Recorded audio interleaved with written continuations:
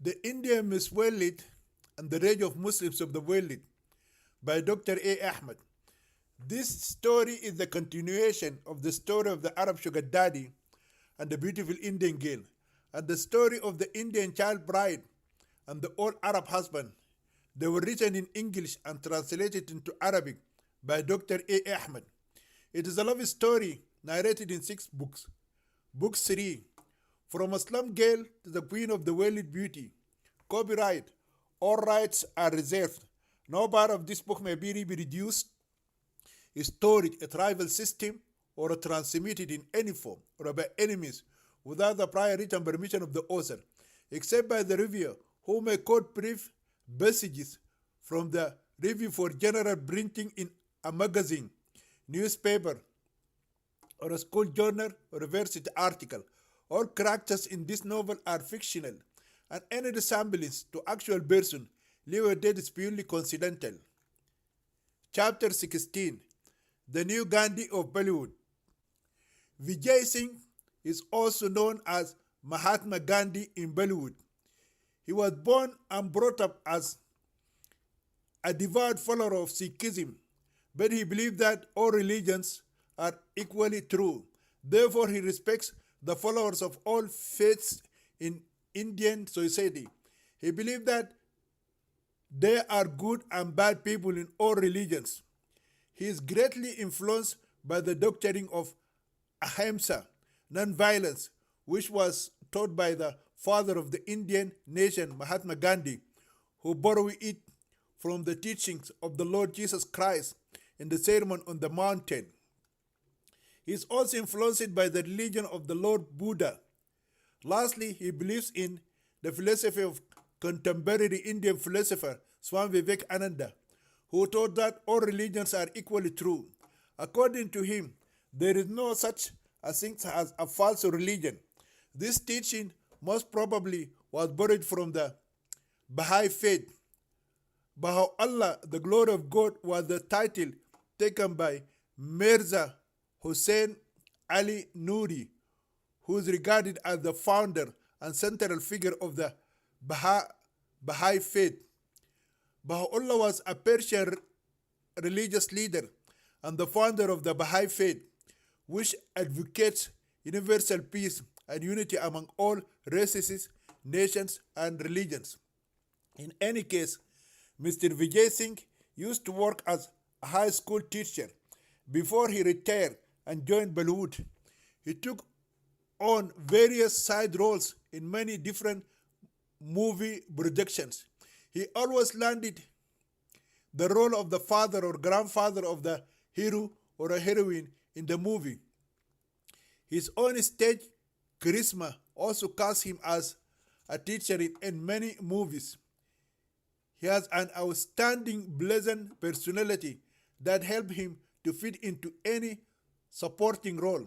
Therefore, Vijay Singh refused to play any malicious character or a villain. He said and believed that it is against his ethics to be a bad person or a portray an evil character in a film, no matter how much money is offered to do so. He earned the honorable title of the Gandhi of Bollywood because he had been cast in the role of the father of the nation, Mahatma Gandhi, a few times. Vijay Singh inherited nothing from his late father except a beautiful house in the wealthy area of Bandistan at Bandara. He devoted it to his father's memory and believed that the house is holding the essence and spirit of his late father, Mr. Singh. As such, the house is not for sale at any price. Vijay Singh loved his wife to distraction and worship her. Bone cancer took her away at the age of 70. He was 73 at that time. In Hinduism, the wife is supposed to treat her husband as her god and worship him. It is quite the opposite in Islam, where the woman is considered to be a walking and talking Satan and inferior to the man because she is deficient in intellect and religion. Anyhow, Mr. Vijay and his late wife have only one child, a son. His son is married to a woman of a different faith. Vijay Singh was not happy about the match between his son and his girlfriend, but told his son that he had no objection to the marriage if the girl's parents gave their blessings and accepted a husband to their daughter from a different religion. However, the girl's parents stood strongly against the marriage of their daughter due to religious differences and insisted that the religion forbids them to allow their daughter to marry an infidel Sikh man. In the end, the girl disobeyed her father and married her Sikh boyfriend.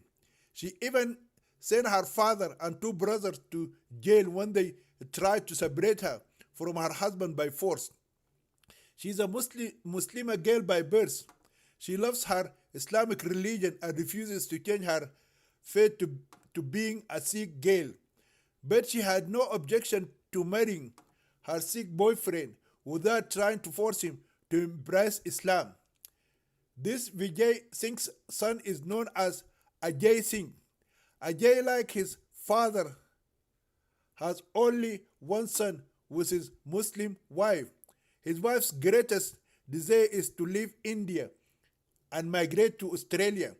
She has a married Muslim sister who migrated 5 years ago with her Muslim husband and 3 children, and they settled in Sydney City. She fell in love with Western life when she visited her sister in Sydney. She changed a lot during her 6 months visit to Australia. When the Muslim wife of Ajay Singh returned to her homeland, she began to criticize India and now considers Mumbai the filthiest city in the entire world. Whenever she steps out of her house, she puts a handkerchief across her face to mask her nose from the filth and pollution of the reprehensive cosmopolitan city. Ever since her return from the West, she has been nagging her husband day and night to migrate to Australia. Ultimately, Ajay Singh succumbed to the pressure of his Muslim wife and agreed to go to the Australian consulate to apply for immigrant visas for his family. Nevertheless, his father Vijay Singh is against the idea of his son leaving him all alone in India and immigrating to Australia. He has neither relatives nor close surviving friends in Mumbai. Most of his old friends died, and his relatives had immigrated to either Western countries or moved to rich Arab countries. Despite that, the son rejected the counsel of his father and listened to his Muslim wife. Even so, his application has been rejected because Ajay does not meet the criteria for immigrating to the promised land of his Muslim wife. His wife too cannot qualify because she is a grade 5 dropout and can neither speak nor read nor write in English. She knows only Urdu and Hindi. But the stubborn Muslim wife insisted they reapply on an economic basis. For Ajay Singh to immigrate to Australia as a businessman, he must have at least 1,750,000 Indian rupees in his bank account, which equal to 25,000 American dollars. This amount has to be shown as US dollars to the immigration department upon the family's arrival in Sydney, or they will be denied entry and sent back to their country of origin. In addition, business immigrants are barred from remitting funds out of Australia for 5 years. So even if they would borrow this amount from a bank or someone, they know they would not be able to repay it for at least 5 years. No bank in Bombay would give a loan without holding some personal assets, such as a house, against the funds it gives. For months, Ajay's Muslim wife tried to get him to pursue her father-in-law to sell his house. It is the easiest way to raise the funds needed. After much harassment and nagging, Ajay agreed to talk to his father about selling his house. When Vijay Singh heard the words of his son, he threatened to kick him and his family out of his house. Until then, Ajay, his wife, and his son live under Vijay Singh's roof. Multi-generational homes are the cultural norm in India. They are called joint families. When the father-in-law rejected the son's request, his Muslim wife took offense.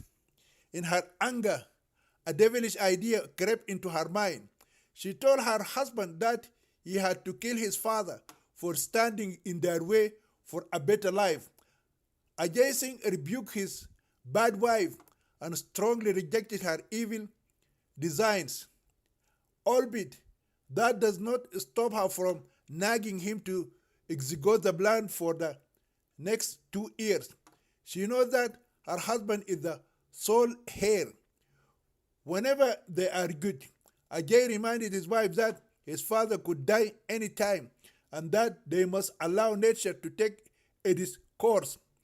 As the years rolled by, the father, as it seemed to the daughter-in-law, is starting to look like he may live forever. Finally, the Muslim wife threatened to forsake her sick husband, take her son, and get a divorce. Then she will find another understanding man to get married to him. This last threat forced Ajay's hand. When the son agreed to accelerate the chain of events and kill his father, Mr. Vijay Singh was 85 years, 5 months, and extremely healthy. His morning routine started with a rigorous walk by the seaside. He actively took side acting roles. Ajay's wife told her husband that his father was going to live for another 20 years if they did not arrange for his murder.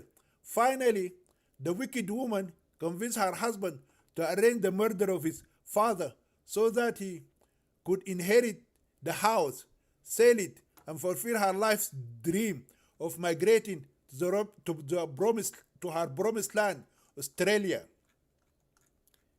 Chapter 17. The evil spirit of the Muslim wife, Jezebel. Killing parents for the sake of inheriting their property or wealth isn't all that rare in Indian society. Usually the murderer is a third party which allows the culprit to build a rock-solid alibi or a plausible denial, hence escaping prosecution. As is the norm for matters of this nature, being instigated by his evil wife, Ajay Singh approached a dangerous gang leader and discussed the satanic plot with him. The notorious Gunda agreed to his evil scheme and demanded a 25% share of the house market value. Ajay accepted the deal and gave the Gunda the green light for the murder of his father. According to the assassination plan, Ajay, his Muslim wife, and their son should be away from the house at the time of the murder. The assassination of the Gandhi of Bollywood will point to the botched burglary, leaving the police to assume that the old man was killed while he was trying to apprehend the burglars. In this way, in death, the old man will gain honor in the public eye as opposed to dishonor in passing away at the hands of his son. Before commencement, the Gunda requested a token of his agreement. He required a recording of his instruction to kill his father as a deposit on his share of 25% equity in the old man's house. Ajay reluctantly recorded his instructions and handed them over. The day soon arrived and Ajay took his wife and son to Lonavala City for the weekend, soaking in the beautiful mountain tourist destination. The evil conspiracy worked out as it was planned, and the Gandhi of Bollywood was discovered dead in his house by his son, daughter-in-law, and grandson. When the police arrived, the cause of the death of Mr. Vijay Singh was presumed to be a homicide. At the hospital, it appeared that the father had been murdered 2 days prior. The cause of his death is internal bleeding to the head due to a powerful strike by a sharp metal object. The police dusted for fingerprints and could match one of the prints on the scene to a known felon, a notorious gunda known as Kalia.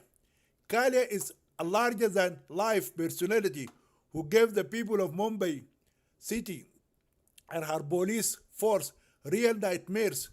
Kalia in Hindi means a black person, and the notorious criminal is as black as the night. His life story was portrayed by the evergreen Bollywood superstar Amitabh Bachchan. Kalia's real name is Anthony. He was born and grew up in the Khar Road area. He was raised by his Christian parents who moved from Goa City to Mumbai City many years ago. Before he was born, once Kalia's hand in the murder became public knowledge, the notorious criminal decided that he was due more money and demanded a 50% share of the booty. At first, Ajay refused Kalia's demands, giving in only once written with the murder of his wife and son. The house is sold for 7 crores or 70 million Indian rupees, which is equivalent to 100,000 US dollars. Kalia received his 3,500,000 Indian rupees share in cash.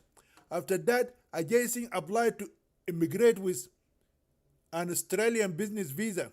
It did not take long for his application to be approved, and he immigrated to a new life with his Muslim wife Jezabel Nuruddin and their only son Imran Singh. Whenever Ajay feels remorse for his evil action of murdering his father, he berates his wicked Muslim wife and reminds her that she was the instigator of the plot to kill his father.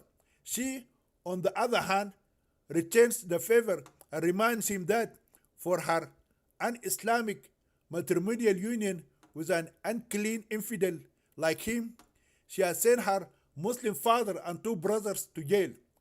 That is the way the Gandhi of Bollywood had been sent to the grave by his son, who had been instigated by the spirit of his evil Muslim wife, Jezebel Nuruddin. At any rate, the rich family who bought the house inherited much of Vijay Singh's possessions.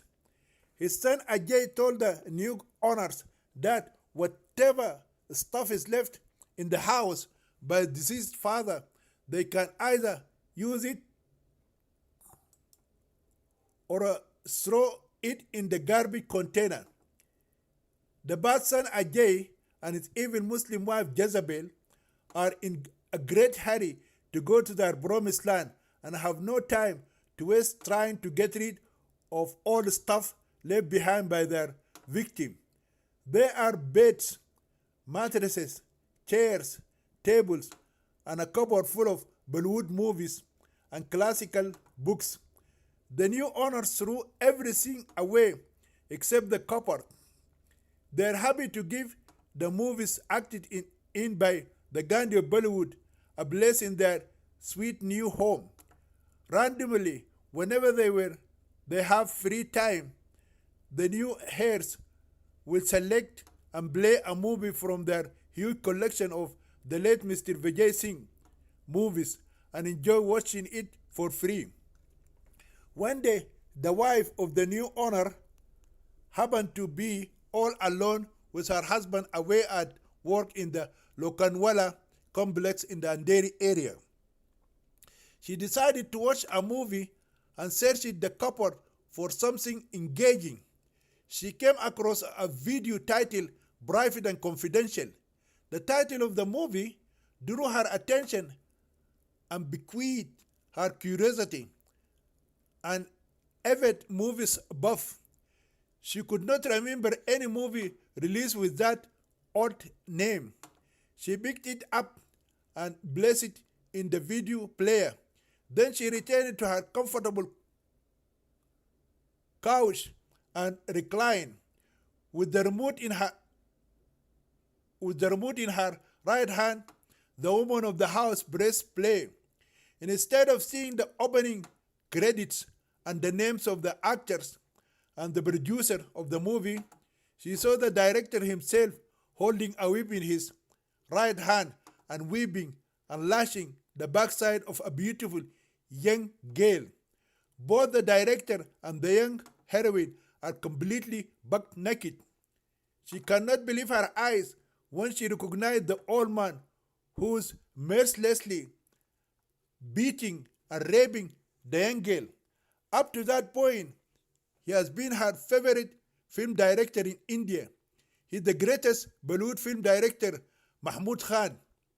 She also recognized the young girl as the Iranian heroine, Aphrodite Khan, because of the media coverage of her recent sex scandal and the court case against Mahmood Khan, in which she tried to condemn him for her kidnap and rape crimes, but she failed, and he turned the table on her and sent her behind bars instead of him.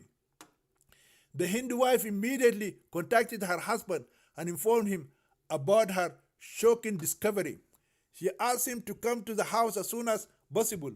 When her Hindu husband arrived, she made him watch a sadistic rape of Aphrodite Khan by her kidnapper and detainer Mahmood Khan. The couple knows that if Mahmood Khan came to know that they have such a condemning video in their possession, he would not hesitate to send gundas to murder them. They also become afraid that if they give the video to the police, Mahmood Khan may be notified by the corrupt police department of Mumbai, and they will find their home raided or yet burn it to the ground with them in it.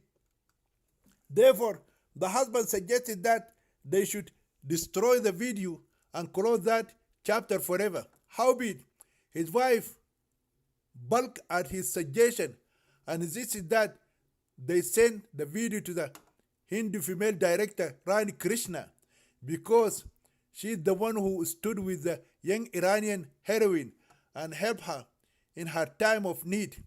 But the Hindu female director could not stop the innocent Iranian girl from being condemned by the Mumbai Criminal Court for the character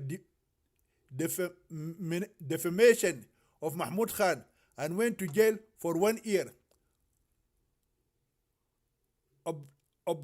Obliging his wife, as always, the husband contacted Rani Krishna on a very important personal matter concerning the young heroine Aphrodite Khan. They are at once invited to Rani's house and reveal information to her about the video that they had discovered accidentally in the cupboard of the late Mr. Vijay Singh. When Rani Krishna watched the video, she could not believe that a human being could be so evil as to torture an innocent teenage girl in such a cruel way to satisfy his animalistic lust. When she heard the story from Aphrodite Khan of how she was raped, she did not think it had been done in such a sadistic and painful manner. Her anger against Mahmood Khan reached beyond her ability to control herself. She decided to expose him publicly before sending him to prison forever or to the gallows to be hung by his genitals. She contacted Sting News TV immediately and told them about the video, but she said to the news broadcast that she would not hand over the video to them unless they agreed to leave to live airtime without any editing. The Sting News readily agreed. They promised her that they would not even watch it and that they would directly air it on a live TV show. It is 7 o'clock in the evening when the Sting News TV surprised the entire city of Mumbai with the incredible special sex, lies, brutal rape, sheer evil, and videotape. While the video was playing, many people called the Sting News TV channel station and requested they stop airing their recorded sex abuse and torture. Some people argued that the airing of the video violated the guidelines of restricted material appropriate for the airwaves and privacy laws. Even the Mumbai police called and ordered Sting News TV to stop airing the video. Nevertheless, Sting News refused to stop airing the unedited video. When the police reached the studio, the video had already ended. That video turned the city of Mumbai upside down. Chapter 18. An unpaid high-profile prostitute in Indian jail. In the meantime, the Iranian heroine Aphrodite Khan believed that jail is a place where bad people who are called criminals are to be imprisoned, tortured, and killed. She is still under the impression that her late mother, Rehana Khan, had been stoned to death inside a Jeddah woman's jail in Saudi Arabia because she did something awfully bad. It's her evil Saudi husband who told her that her bad mother got killed by the police inside the jail for her ugly crimes of bullyingary, which she married 3 men at the same time, stole their monies, and ran away from them. But she got arrested in his house while she was fornicating with her husband number 3. Aphrodite Khan also learned from Rani Krishna that her late Saudi husband, Sheikh Faiz bin Ahmed, was murdered inside the Mumbai jail because he did something evil to an 11-year-old girl from Hyderabad city. But Rani did not say exactly what evil act the despicable old geezer had done to the underage Indian girl Amina Hyder Ali.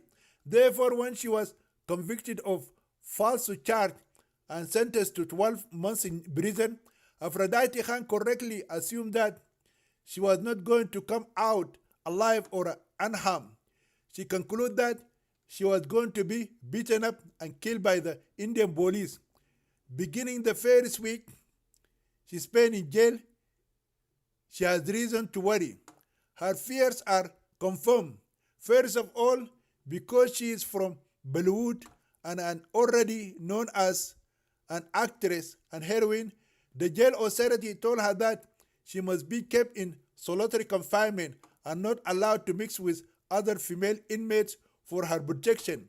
Accordingly, she is kept in an isolated cell as if she is carrying a contagious disease such as coronavirus and is not allowed to congregate with other female inmates. But soon she discovered some bad female guards have some different evil schemes in mind. One day, 2 female guards came to her cell and let her out of her dungeon in the middle of the night. She is told it has to do with a police investigation. Innocently, she believed them and went with them. Then they took her in their police jeep while she was securely handicapped and her feet chained in fetters.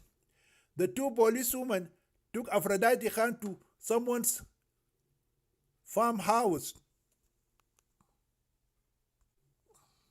As soon as she was brought in, she saw a man with a big stomach and a bald head, dressed in casual civilian clothes. Aphrodite was surprised to see both the 2 policewomen saluting the man and noisily shouting something in unintelligible English and stamping their feet. The man stood up from his couch and greeted her by saying, "Welcome to my humble abode, Miss Bollywood." After that, the two policewomen left the room and left her with their commander. At first, Aphrodite Khan does not understand why the policewoman left and why they brought her to meet the man. But when the man stretched out his arms and surrounded her body and began forcibly to kiss her mouth and lick her lips like a mad dog, she understood that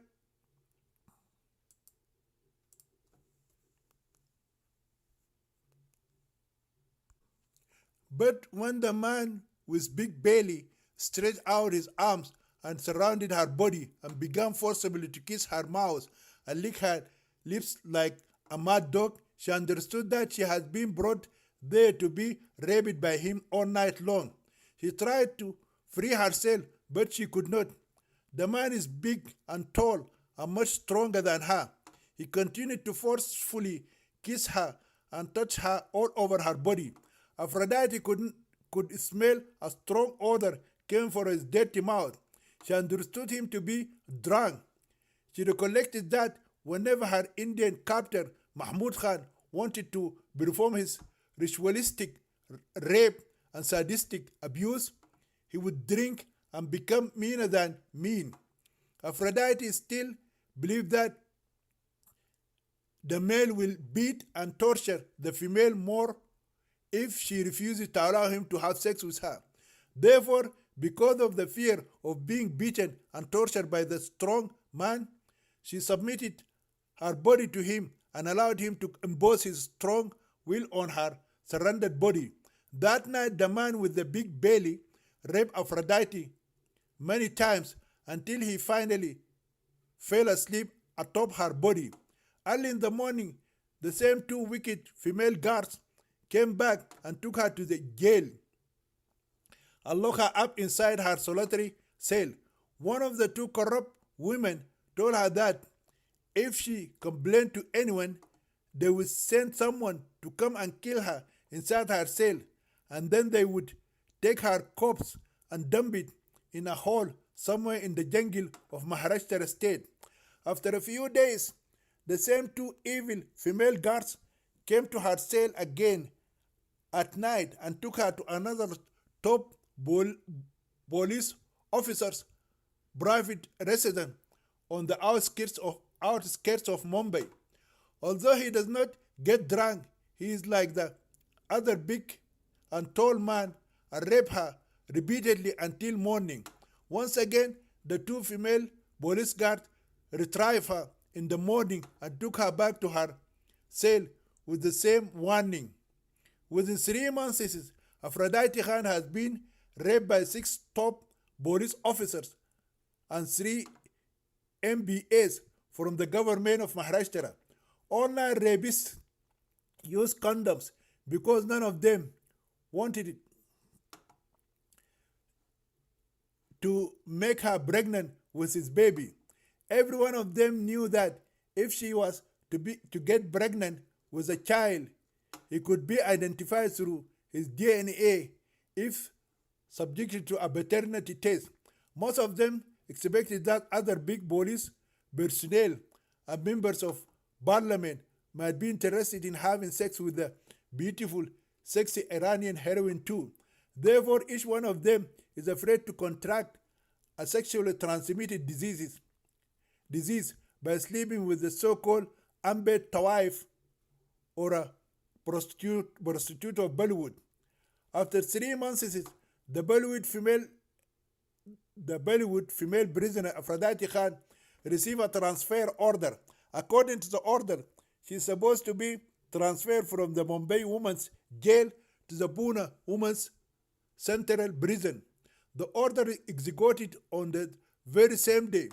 Aphrodite is accompanied by 2 female guards and 1 male officer who is driving the police vehicle. She has been handcuffed and her feet have been chained together. On her way to Pune, the police truck took her to a farmhouse. It is the same house she was imprisoned in for many months. When she saw her former evil captor, she saw that he was going to kill her for her daring to take him to court and tell the public and the criminal court what he had done to her in his farmhouse. Mahmud Khan mocked Aphrodite Khan and said to her, "Now look at you. You left the man who saved you from that Saudi old dog who abused you from the age of 7, and I made you a shining star in Bollywood. You rewarded me evil for my good. I took you out of your ugly black Islamic burqa and dressed you in the most beautiful dresses in Mumbai. I had made you a shining film actress and made millions of Indian fans worship you.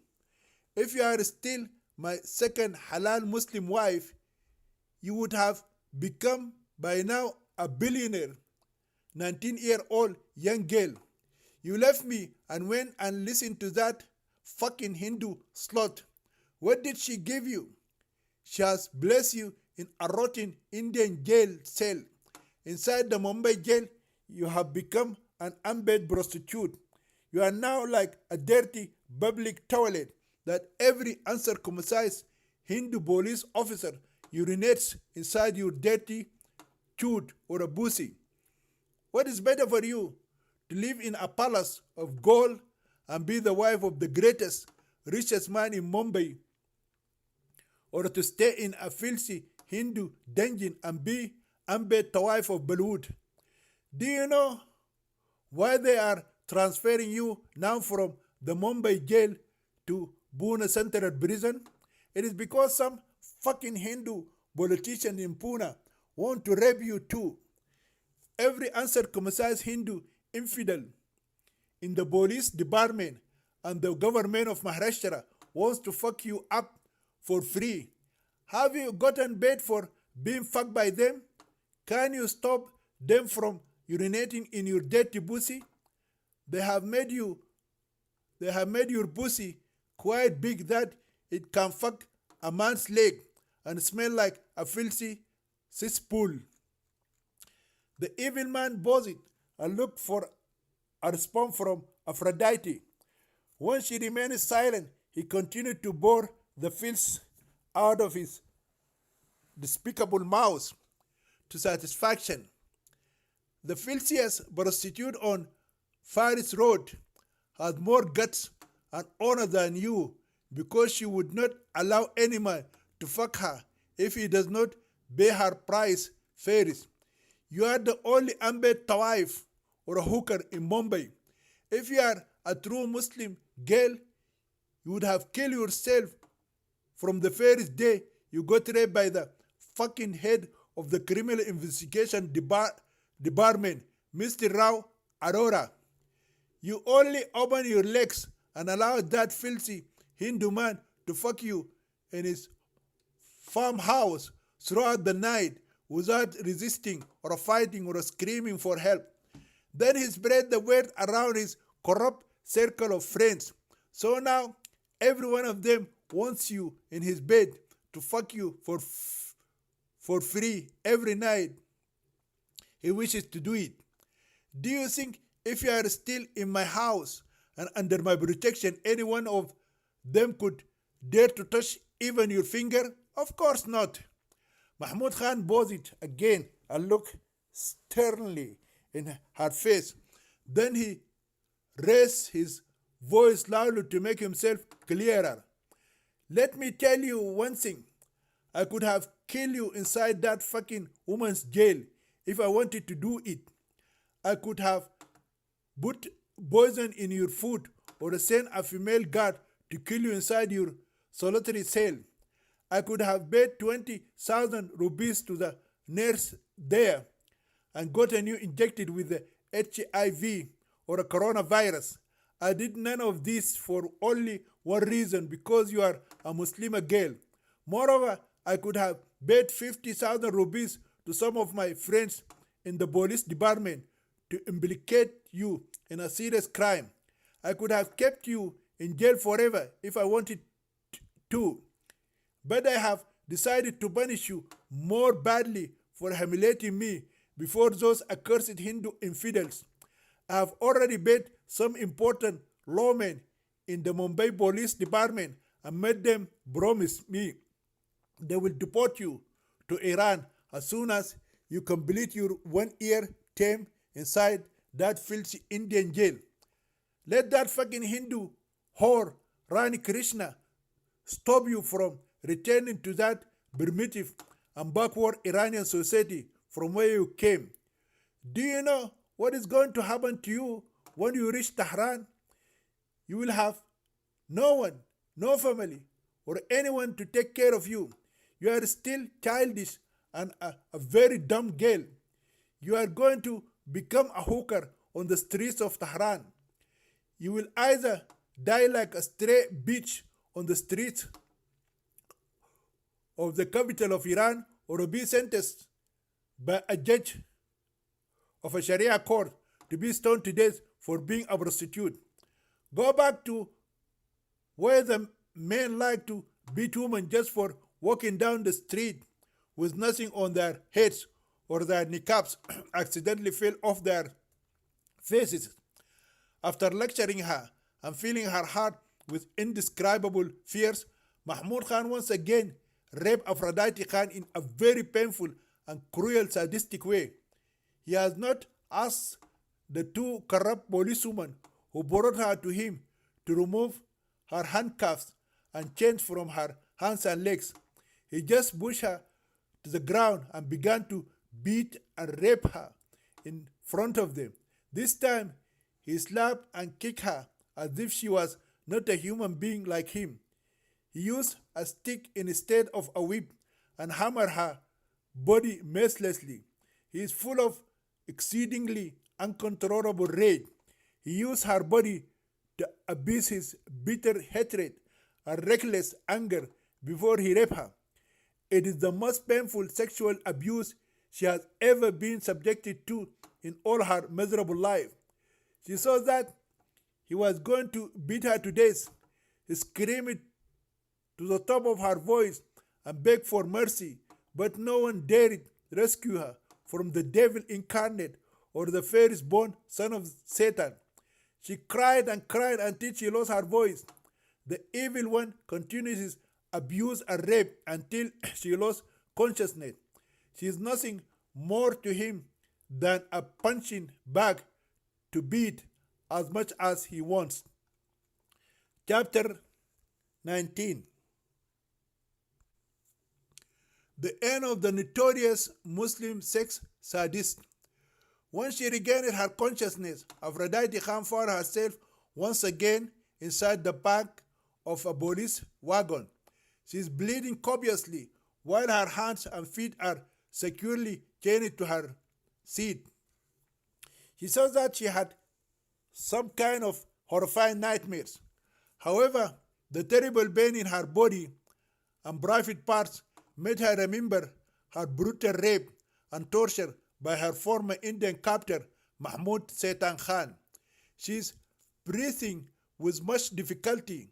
When the police wagon reached Pune Women's Central Prison, the two female guards informed the jail authority that the imprisoned Iranian girl tried to run away from them when they stopped for a lunch at the Kandala city food shacks while they were halfway between Mumbai and Pune.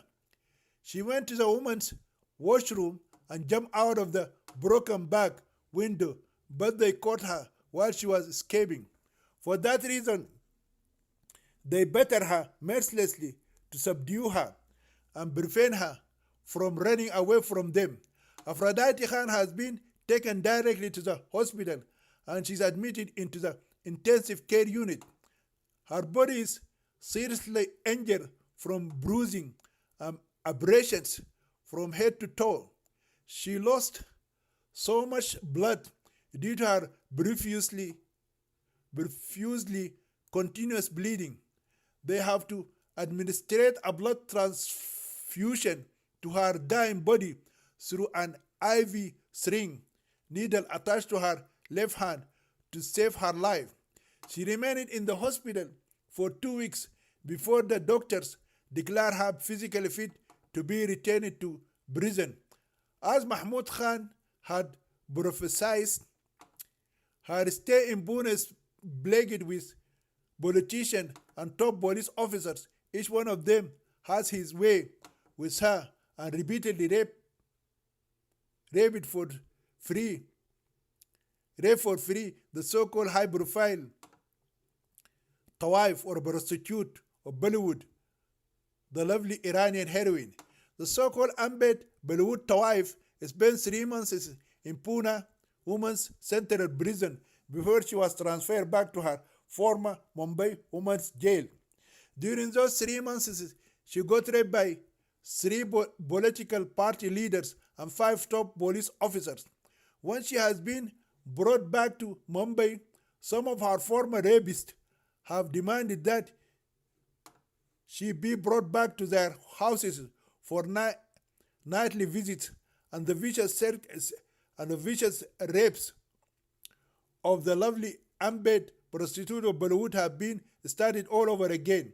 While Aphrodite Khan is going through her hell in the Mumbai and Pune women's jail, her second wicked captor and rapist Mahmud Khan has completely forgotten about her and is at ease with how matters have been resolved. He felt a great relief after thoroughly releasing his anger on her body the night she was delivered to his farmhouse. He knew that he had already bribed several top police officers and made them promise to arrange for her deportation out of India as soon as she completed her 12 months in jail. He has also found a young, beautiful 19-year-old Hindu girl who agreed to be his secret mistress with the promise to make her a film star in Bollywood. Moreover, he concluded that his evil blackmailer has become satisfied with the 300 million Indian rupees that he had deposited in his bank account and destroyed the incriminating videos of his sadistic rape with the fucking Iranian slut. In addition, he paid 15 crores of rupees to 3 qualified doctors in the best hospital in Mumbai for the rescue of his criminal son Javed Khan.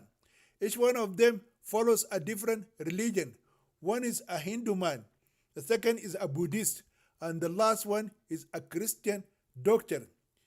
He avoided bribing a Muslim doctor because he did not want anyone in the police department or the criminal court or among the media people or the public to think the Muhammadan doctor saved his Muslim son due to religious favoritism and biases. As a consequence, his murderous son has been declared by those corrupt 3 doctors mentally unsound and killed the rival lover of his beloved girlfriend due to his extreme love obsession with his Muslim fiancée, Aphrodite Khan. Therefore, he is legally not liable for the murder he committed in broad daylight and hence incapable of standing trial. He has been transferred to a mental hospital to spend the rest of his life as a madman. Mahmud Khan felt great relief when his idiot and dangerous sex pervert son was kept away from social life and safely imprisoned in a mental asylum under lock and key.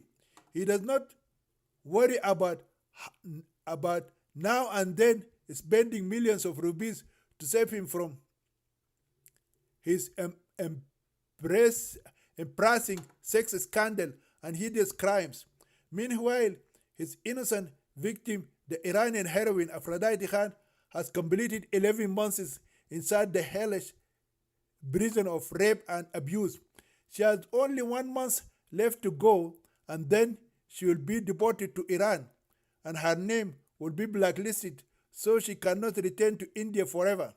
Therefore, the former Islam girl Iffat Khan is not to be allowed by the Indian government to return to her motherland where she was born and brought up until she was 7 years old. Her evil Indian captor and his fairest Muslim wife had bet a lot of money to get the so-called unpaid dirty prostitute of Bollywood off the Indian soil and bar her entry again. Her, her blacklisted name is going to be shown on computers in all Indian embassies and consulates all over the world. In addition, her name Iffat Khan and her allies named Aphrodite Khan are going to be entered into every computer in all international airports and local ports all over India. Mahmoud Khan has been assured by those top private police personnel even the Prime Minister of India may not be able to get the Iranian slut back to her fatherland. At any rate, one particular evening, Mahmud Khan happened to be at his mansion on his farmhouse with his new young Hindu mistress when someone called his cell phone. He is reclining on a summer chair by the swimming pool while his lovely new mistress is swimming in her sexy black bikini. He is just putting on his Playboy underwear. He's drinking his favorite Kingfisher beer while eating his peanut snack. He picked up his cell phone and looked at the number. He recognized the number as the cell phone of one of his former girlfriends out of Bollywood. She is now a middle-aged lady who used to be one of his secret Muslim wives when she was a teenager. She's a Muslim woman by birth. She's the one who hooked him up with his present young Hindu female lover. So he switched on his cell phone and said happily, "Hello, Mrs. Sajida Hussain. Something terrible is showing on TV, Mr. Mahmoud Khan, that you should be aware of. Switch on the TV and go to channel 13. Before the frantic call came, Mahmoud Khan was enjoying his pre-sex beer while looking at his lovely 19-year-old sexy female toy.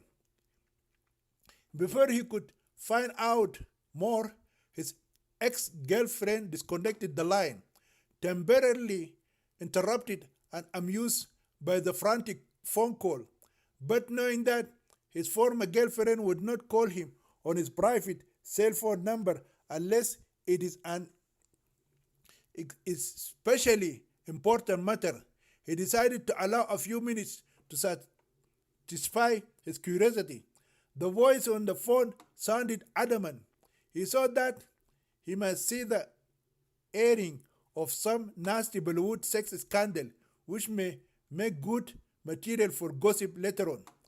He left his lovely mistress playing in the pool and went into his bedroom, flicking on the 75-inch widescreen TV. It is the same room where his former 18-year-old innocent victim, Iffat Khan, was sexually abused, raped, beaten, and tortured while she was in prison for over a year. Nothing has changed except it is lovely new female victim, a Cuban. Flicking through the channels, the greatest Bollywood film director eventually came across Channel 13, home to the controversial Sting News TV. It is the same video he has bet 300 million Indian rupees to prevent its circulation and to facilitate its permanent destruction. He began to shake and sweat looking at himself naked on the screen with a long whip in his right hand. He is flogging and slashing the naked body of his former innocent female sex captive, Iffat Khan, who is screaming with loud shrills from the terrible pain he is inflicting upon her delicate body. His private parts are fully exposed and his phallus is standing like an old rusty metal rod stuck to his hairy body. Iffat's young and sexy breasts are jumping up and down like inflated balloons with every strike of the long whip against her naked body. Her private parts are completely uncovered, and her black pubic hair around her genitals can be seen too. She is sweating from head to toe, from head to foot. Her long black hair is falling loosely everywhere on her bucked naked body. There are drops of blood falling from her shoulders, back, and buttocks. Even her pussy is copiously bleeding as if he has been stabbed by a big dagger. She is shouting from the terrible agony that he is inflicting upon her. A few minutes later, when the pretty young Hindu girl heard the powerful gunshot, she was still battling in the warm water of the swimming pool. She saw that someone was trying to shoot and kill her. Swiftly, she came out of the water and ran to the bedroom. In her sexy bikini, she found the greatest Bollywood director, Mahmood Khan, falling on the floor with a pool of blood forming around his head. Terrified, she blotted out of the room shouting, "Someone has shot Mahmood Ji! Someone has killed Mr. Mahmood Khan!" All his security guards, servants, maid servant, and kitchen staff heard her words and came running to the bedroom. They found Mahmood Khan lying on his floor and blood splattered over a large area near his head. One of the Muslim guards picked up the cell phone of his unconscious master immediately and called the police. When the Lonavla police arrived, they found the greatest of all Bollywood film directors lying dead in his bedroom. The cause of death has been recorded by the police as a suicide from a bullet fired at point blank range. The bullet entered his brain from the right side, riddled his brain, and exited the cranium in the center of the left side, killing him instantly. Consequently, the greatest film director in Bollywood film industry has killed himself by shooting his head with his licensed pistol. The cause of his death at this time is unknown to his security guards and servants and the police authority. The case is open for police investigation in Mumbai and Lonavla. Chapter 20. She believes the devil is a man. The first news Aphrodite Khan heard after her release from prison is that her second evil captor, rapist, and abuser Mahmood Khan has taken his own life after his very public scandalous exposure. Her 11 months behind bars did nothing to improve her impression of men and sex. Once again, she is homeless and penniless, with a stint in prison to boot. She does not know what is going to happen next in her miserable life. Her tragic life is always clouded with abuse and agony. Wherever destiny led her, she would fall into the hands of evil men who use her and abuse her. For 10 months, her Saudi husband tortured and raped her. When she was freed from his claws, she fell into the hands of another evil Muslim husband who was crueler than her late Saudi husband. Then she landed into the filthiest defilement a woman could ever endure among public servants of the worst kind, set free only at night to serve her rapist. She saw that jail would be her last stop in life. Being sexually abused by her sexual predators was for her a lesser evil than what she had already endured for 11 years under the hands of her previous two captors and abusers. After she lost her loving mother, Rehana Khan, Iffat Khan had not found anyone to love her or take care of her except her late lover Samir and his mother Rani.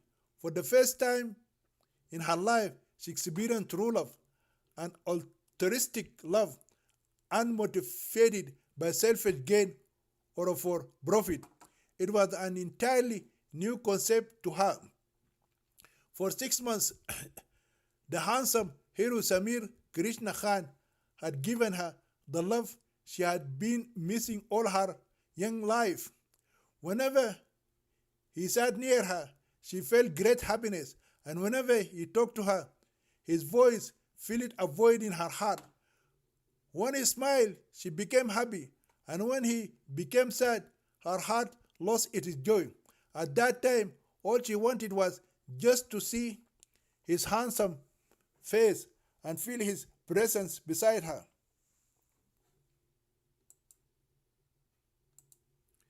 It was he who changed her attitude toward this life.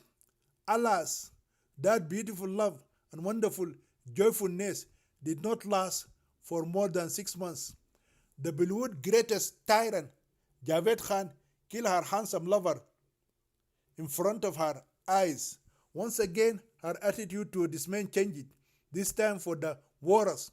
As far as Aphrodite Khan could fathom, evil manifested itself in its fullest and darkest form whenever it assumed the shape of a man. She believed that if the devil is a human being, then surely Satan is a human male. Wherever she went, it was a man who kidnapped, imprisoned, tortured, and abused her. It was the man who raped her when she was a child of 7 years old. It was the man who imprisoned her for 10 years. It was the man who whipped her delicate body and raped her for months on end. It was the man who killed her lover in front of her eyes. There were men who raped her when she was in jail. Aphrodite expected that sooner or later another man would come into her life and resume an abusive role. She hates men with bitterness. Her good Samaritan, Rani Krishna, tries to comfort her and assure her that not every man is evil, but Aphrodite is not convinced. Despite what the rest of the world thought of her, Rani invited Aphrodite to stay in her house as long as she wanted it. She promised to treat her as her daughter. Moreover, she wanted to reintroduce her to Bollywood and give her a role in her movie. When Rani heard Aphrodite's story of how she was raped and beaten when she was unjustly incarcerated, she is inclined to complain about each and everyone responsible at the jail. She wanted to expose the female guards who turned Aphrodite Khan into an unpaid prostitute and made money out of selling her body to their male partners in crime. Once bitten, twice shy, Rani has a feeling that the complaint might be used against Aphrodite Khan. Doubtless, these are men used to manipulating the law. They would deny all charges and counter-sue. Rani is not keen on seeing a corrupt judicial system send an innocent female victim to prison and leave the criminals free yet again. Accordingly, the wise female Hindu director has dismissed the idea of bringing to justice those evil Indians who raped the Iranian heroine when she was behind bars. She believed the just God would sooner or later punish all of them, as he did to the former two wicked kidnappers and rapists of Aphrodite Khan, the aged Saudi business tycoon Sheikh Faiz bin Ahmed, and the greatest Bollywood director Mahmood Khan. Shortly after the release of the Iranian heroine and moved back to her residence, the Hindu woman Rani has recollected the events surrounding the evil Muslim who took his own life because he could not face the public scrutiny of his crimes. An idea crept into her mind and she share it with Aphrodite one day. Why don't you go to the Abu Dhabi International Bank and find out whether that coward of a man paid the ransom that the blackmailer had asked him for? It is 10 crores, is it not? Rani Krishna understood that.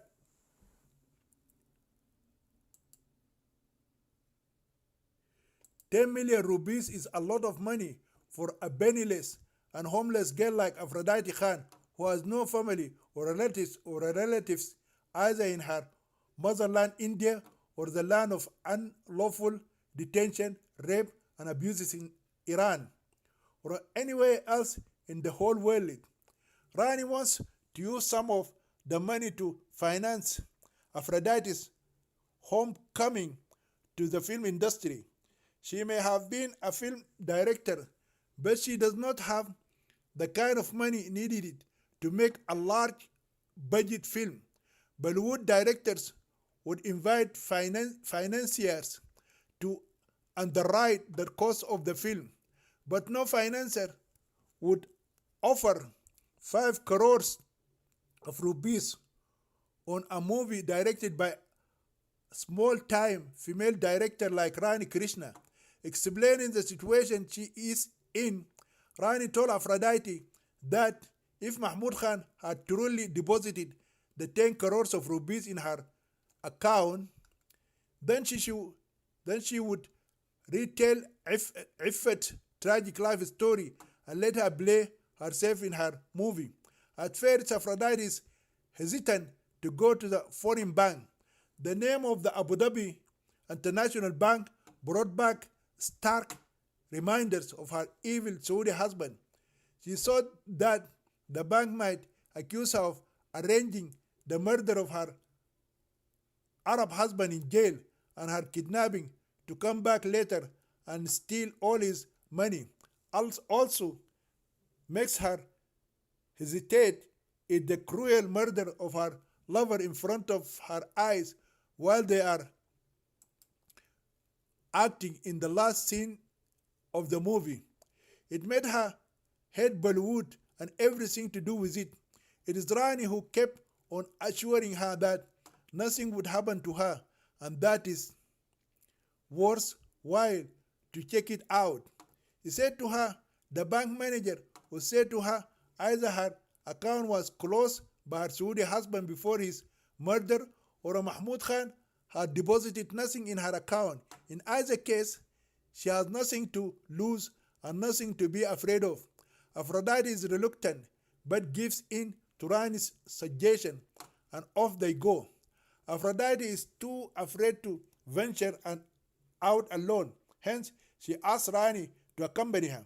She told Rani about the second separate account that her Saudi husband created for her when he wanted her to travel to Switzerland with his famous Muslim lawyer, Sheikh ad-Din Baraktallah Habiballah.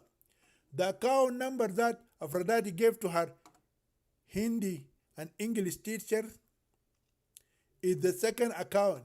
She could not give the number of the joint account because it contained many complicated numbers, letters, and signs.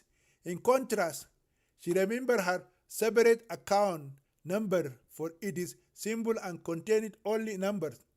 The late old Saudi man had deposited in that account 14 crores rupees, 140 million Indian rupees. He wanted to purchase his freedom by bribing the Hindu judge of the High Court, his Muslim lawyer, and the 2 police commissioners of Mumbai and Hyderabad. Notwithstanding, the kidnap of Iffat Khan by the men of Mahmud Khan had frustrated that secret deal. Rani Krishna used her car to travel with Aphrodite Khan from her residence in Bandara to Charjigate. She has a male chauffeur, so she sat in the back seat with Aphrodite and began to chat with her while the car ate up the distance to the bank. The journey is expected to take about an hour and 40 minutes, but Mumbai traffic is unpredictable, sometimes stretching an hour's drive into 2 hours. Everything depends on the traffic condition and the time of the day. As the private car drone on, Aphrodite dozed off in the first half hour after a futile fight to stay awake. When in jail, a peaceful night's sleep was out of the question. Every night she was used for someone's entertainment and sexual pleasure. She would be brought back in the early morning and only allowed to sleep for a couple of hours before waking up cold. Once roll call was taken, the opportunities for rest were few and far in between. For Aphrodite, her days in a rotten Indian jail were added to the torture she had come to know all her life. Besides starving, she was bullied by the female guards and inmates, probably out of envy or jealousy. Each female suspect or convict was entitled to a single meal a day. She could expect to be given a plate of lentils and rice with an egg for protein. That was it. You could eat it all up at one time or save a portion for later. That was your choice. Chicken, beef, fish, and other edible meat were rarely served. Very often, female gundas would rob the food of the less aggressive female inmates and let them starve to death inside the jails. Fortunately, the Iranian heroine was kept in solitary confinement most of the time, and that saved her from the full brand of bullying by female thugs. Aphrodite fell asleep on Rani's lap and decided to let her be. From their first meeting, Rani understood her childish nature and her inability to take care of herself.